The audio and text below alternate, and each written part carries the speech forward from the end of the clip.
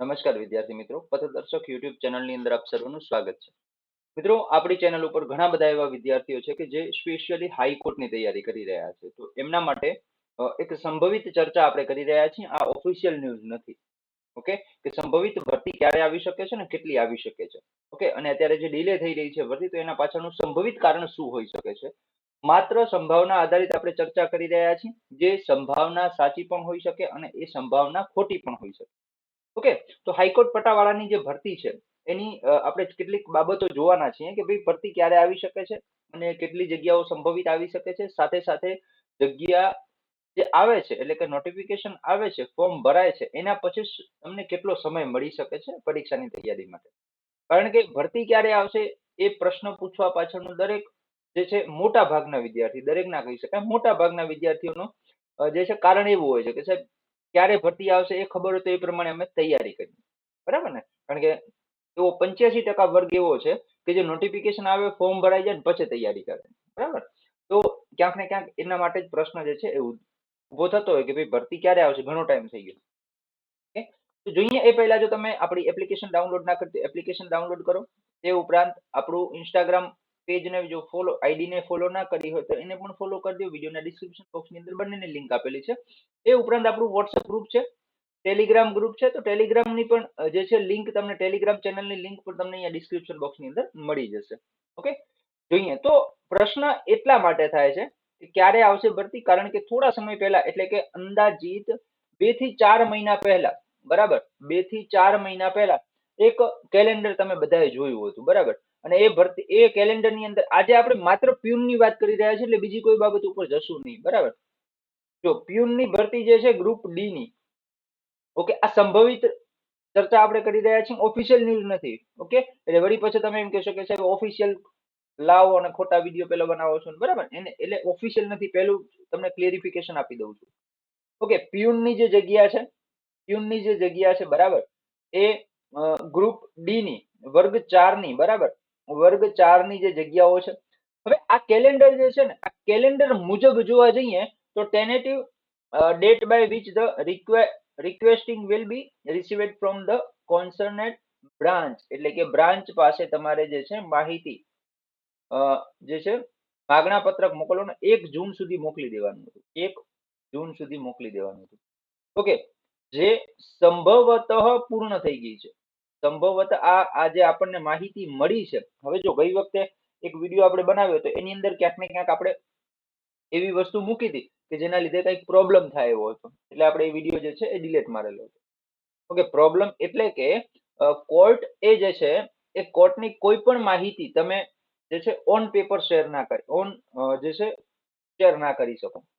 કારણ કે જે કોર્ટનું જે રિક્વાયરમેન્ટ સેલ છે એની કોઈ પણ માહિતી તમે બારે ના મૂકી શકો. ઓકે, આ જે છે કોર્ટની જે છે એ ગરિમા છે. કોર્ટની કોઈ પણ વસ્તુ તમે શેર ના કરી શકો. ઓકે, એટલે રિક્વાયરમેન્ટ સેલની કોઈ પણ બાબત તમે શેર ના કરી શકો. ઓકે, એટલા માટે તમે જોયું હશે કે ક્યાંય પણ ગુજરાત હાઈકોર્ટની કોઈ પણ ભરતીની તમને માહિતી કોઈ એવું આવીને નહીં કહીએ કે ભાઈ હું ફલાણી જગ્યાએ પોસ્ટિંગ મારું છે ને હું તમને કહું છું કે ભરતી આવી જ જશે. બરાબર, મને અહીંયાથી માહિતી મળી, એવી કોઈ માહિતી નહીં મળે. કારણ કે કોર્ટ જે છે તો કોર્ટની એક ગરિમા છે, એના રૂલ્સ એન્ડ રેગ્યુલેશન છે. એની કોઈ પણ માહિતી જે છે બારે લીક થવા દેતી નથી કોર્ટ. અને જો કોઈ લીક કરે છે તો એના ઉપર લીગલી કાર્યવાહી કરે છે.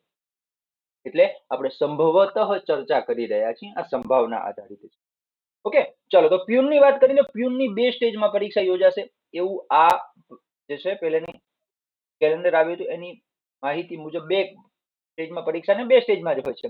પ્રથમ સ્ટેજ પ્રાથમિક પરીક્ષા હોય છે, એટલે કે પ્રથમ પરીક્ષા હોય છે. બરાબર, અને બીજું સ્ટેજ જે છે એ સીધું ડોક્યુમેન્ટ વેરિફિકેશન હોય છે. ઓકે, હવે એ લોકોએ એવું કીધું હતું કે ભાઈ માર્ચ જે છે 2027 નું, ત્યાં સુધી અમે આ જે ભરતી છે એ પ્રક્રિયા પૂર્ણ કરી નાખશું. ઓકે, 2027 સુધી આ ભરતી એટલે કે પ્યુનની જે ભરતી છે એ અમે પૂર્ણ કરી નાખશું. ઓકે, તો હવે અત્યારે ઓગસ્ટ મહિનો તો ચાલી રહ્યો છે. ઓગસ્ટ મહિનો ચાલી રહ્યો છે, બરાબર, ઓગસ્ટ મહિનો ચાલી રહ્યો છે, તો હજી ભરતી કેમ નથી આવી, આવો પ્રશ્ન થાય. ઓકે, એ પહેલા થોડોક આપણે પાછળ જઈએ, એટલે કે પાછળના વર્ષોમાં જોઈએ કે કેટલી ભરતી આવી હતી. બરાબર, તો જેનાથી આપણને શું આવશે, એક આઈડિયા આવશે કે સંભવતઃ કેટલી જગ્યાઓ આવી શકે ને. એના પછી આપણે એ પોઈન્ટ ઉપર આવીએ કે ભરતી ક્યારે આવશે. ઓકે, તો જાહેરાત ક્રમાંક જે 2022 ની જે ભરતી હતી 1434 નંબરની, ઓકે, પ્યુનની, એની અંદર 1510 જગ્યાઓ આવી હતી, 1510 જગ્યાઓ આવી હતી, બરાબર. અને જાહેરાત ક્રમાંક જે 1434 હતી 2018 ની, એની અંદર 1149 જગ્યાઓ આવી હતી. હવે તમને એવું થશે કે શું સાહેબ વચ્ચે જગ્યાઓ વચ્ચે કોઈ ભરતી જ નથી આવી? આ 4 વર્ષની અંદર કોઈ વચ્ચે ભરતી જ નથી આવી? 2019, 2020, બરાબર, 2020, 2021. તો મિત્રો આની અંદર ભરતી આવી હતી કોર્ટ અટેન્ડન્સની આવી હતી ને, એ 201 જેવી જગ્યાઓ આવી હતી. કેટલી? 200+ જગ્યાઓ આવી હતી, બરાબર. આ મોટી જગ્યાઓ જે છે, મોટી જગ્યાઓ એટલા માટે દેખાડી રહ્યો છું કે 1510 પ્લસ 1149, બરાબર. તો અહીંયા આપણે જોવા જઈશું તો 2659 જેવી જે જગ્યાઓ છે, બરાબર. ટોટલ કેટલી? સાહેબ 2659 જેટલી જગ્યાઓ જે છે એ કોર્ટની અંદર એક મોટી ભરતીઓમાં ભરાણી છે. ઓકે, તો આ ક્યારે ભરાણી? તો કે સાહેબ 2023 ની સ્થિતિએ ભરાણી, 2023 ની સ્થિતિએ, બરાબર, 2023 ની સ્થિતિએ ભરાણી. ઓકે, 1510 2023 માં, ઓકે. અને એના પછી એનાથી પહેલા એટલે કે 2018 ના વર્ષે કેટલી? તો કે 1149, 2011 ના વર્ષે 2011 ના વર્ષે 1149 જગ્યા.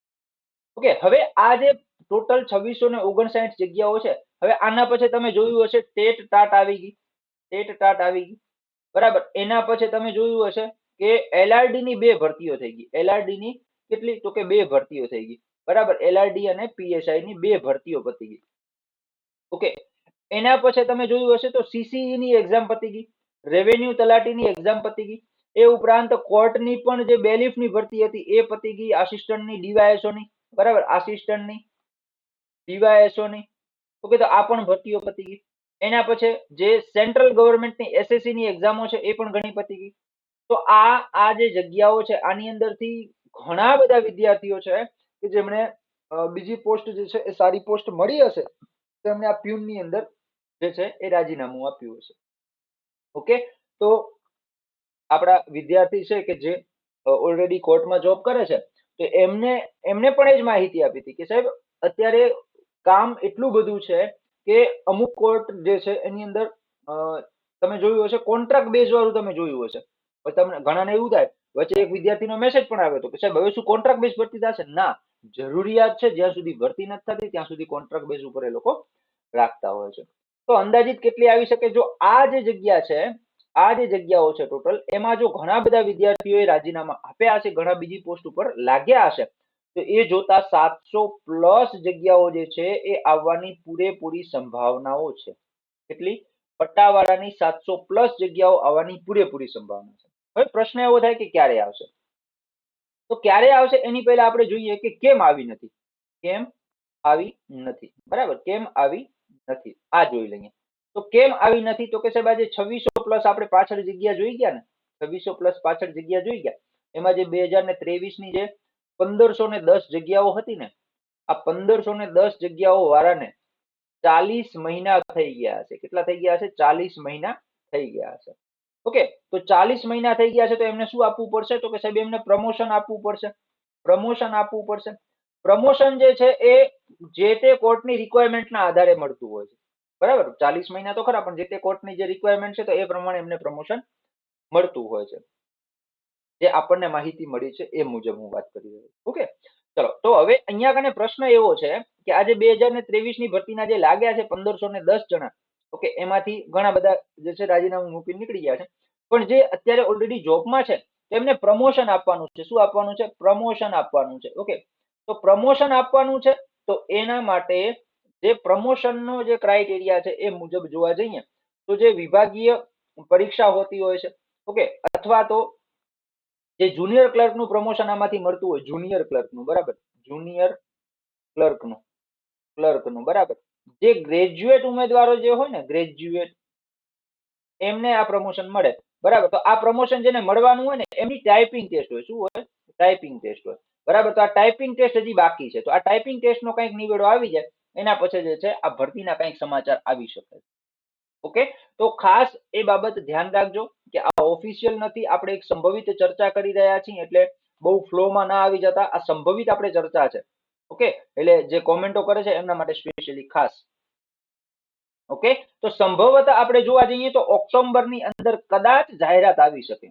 કદાચ જાહેરાત આવી શકે ઓક્ટોબર મહિનાની અંદર. ઓકે, હવે ઓક્ટોબરમાં જો જાહેરાત આવે તો કદાચ તમારી જાન્યુઆરીની અંદર પરીક્ષા હોઈ શકે. આ એક સંભાવના છે ભાઈઓ, સંભાવના છે.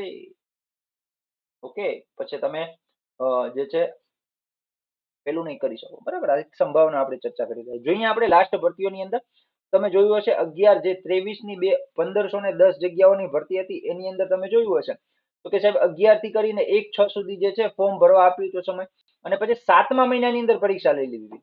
કયા મહિનામાં? 7મા મહિનામાં, એટલે કે 1 મહિનો અને 6 દિવસનો સમય મળ્યો હતો. કેટલા? 1 મહિનો અને 6 દિવસનો સમય મળ્યો હતો વાંચવા માટે.